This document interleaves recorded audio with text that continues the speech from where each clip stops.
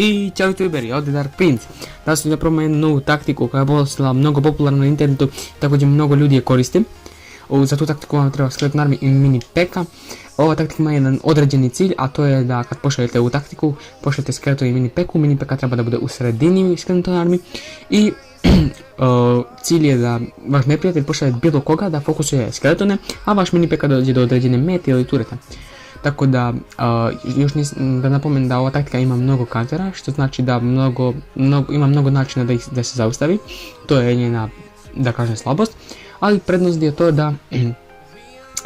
da pravi mnogo damage-a, pošto ako vaš neprijatelj u tom trenutku nema zap koji najbolje kanteruje, evo ovako, koji najbolje kanteruje ovu taktiku, ili nema Valkiru, isto koja dobro kanteruje, možete se veoma dobro završi, pošto da, pravi mnogo damage-a, moj peka je već 7. level, pravi preko 500 damage-a, tako da, šta reći. Evo, također stavio sam ovaj deck Valkiru i Witch čisto da splash damage, pošto mi je potreban splash damage za air i ground. Također ovdje je Knight koji je veoma dobar tank, također osim što je tank, dobar je s attack speedom i damageom, to sam već spomenuo u videu kad sam radio za Royal Arenu. Ovdje je Inferno Tower koji naravno kanteruje tankove, u svakom slučaju. Posjeduje sve što mi treba. Valkira, naravno, ako nisam spomenuo, ona je tu isto veoma ključna, pošto Valkira je sad u ovo vrijeme postala veoma popularna i jaka, zato što su je malo buffovali. Buffovali su joj da je tanki više i damage. Evo, moj mini peka dolazi do tureta, boom, ode turet. Pravi 7. level, pravi preko 50 damage, ima preko 1000 healtha. Tako da šta reći, evo, poslije ću Inferno Tower da zaustavi njegov mini peku i Wizarda. Wizard pravi veoma damage sad i uvijek je pravio, dobar je za splash damage, ali s moje strane, ako bi trebalo da izaberem između Wizarda i Witch, izabrao bi Witch. Witch zbog toga što može da zaustavi princa sa bonjeni skeletona. Također Witch nema tako veliki damage i toliko splash koliko ima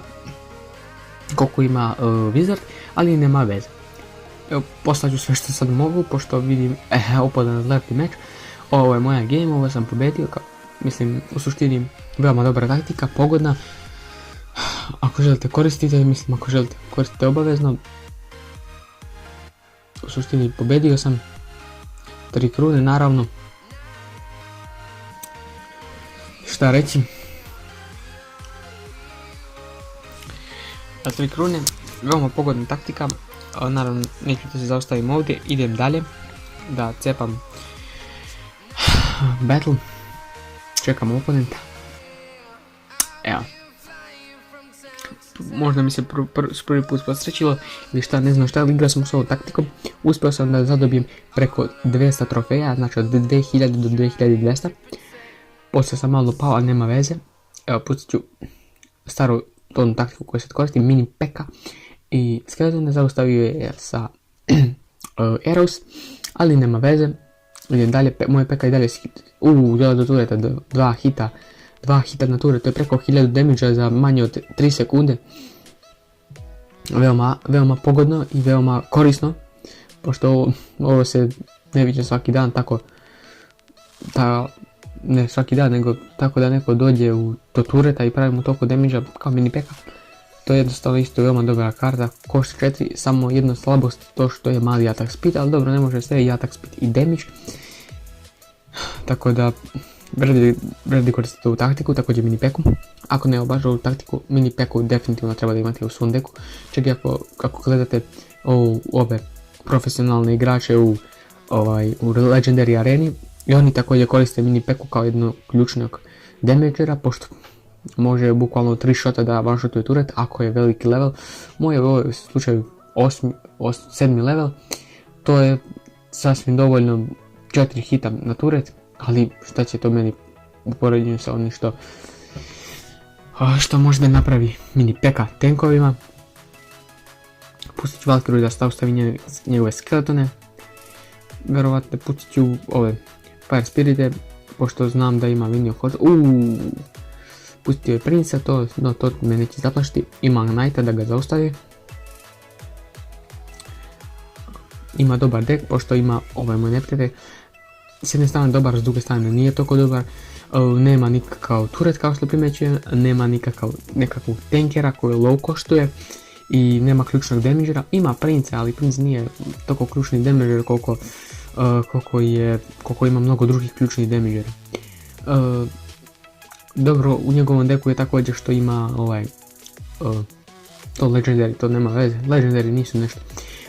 Dobro je što ima, kako se kaže, Goblin Barrel, pravi preko 300 damage-a, veoma je pogodan za pokovanje tureta, bukvalno sa njim, ako znate dobro da ga koristite, možete da pobedite uz pomoć, kao što je rekao, Hog Ridera i Goblin Barrela. Ali Goblin Barrel ima koliko je dobar, toliko je loš, naravno ne može se da bude savršen. Njegov counter je za Fireball, Chuggy Arrows, ali meni je glupo kad gledam neko da iskorišćava Arrows, da counteruje ove, kako se kažu, Goblin Barrel, pošto oni koštaju 4, ali ako imaš za, mislim, što će ti? Toliko damage-a, toliko range-a za Fireball ili Arrows, a ti da dobiješ bukvalno toliko damage. Ja u ovom deku trenutno nema zap, to je možda neka mana ovog deka, ali nema veze, imam ostala sredstva koja su mi potrebna za pobjedu. Evo, Fireball uništava svu njegovu armiju. Pustit ću Skeleton armiju, trenutno ako bi postavio nešto drugo, nemam u suštini, nemam nekakvog izbora. Mogu ovo da pobjedim, ali potrebno mi je malo više koncentracije i svega toga. Evo Fireball, Knight će ovdje završiti.